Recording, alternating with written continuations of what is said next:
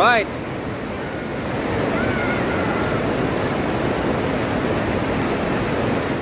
So itong Balanak Dam ay isa sa mga summer capital dito sa Laguna. Okay? So dati po itong ilog, tapos ginawa siyang dam. Okay? Para mag-supply ng mga tubig para sa mga kanilang palayan. Okay, okay. So pinuntahan po natin ngayon ito para tingnan lang kung talaga bang maganda doon sa sa napapanood natin sa mga social media. So ngayon pinuntahan namin ngayong araw na to. So ito nga, nandito na nga kami. Alright.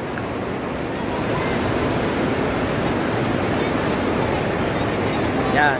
Alright, so yan po ang ating ride for the day mga brad, dito sa Balanak Dam, dito sa may Magdalena, Laguna. Okay, okay. Alright. Ready na brad?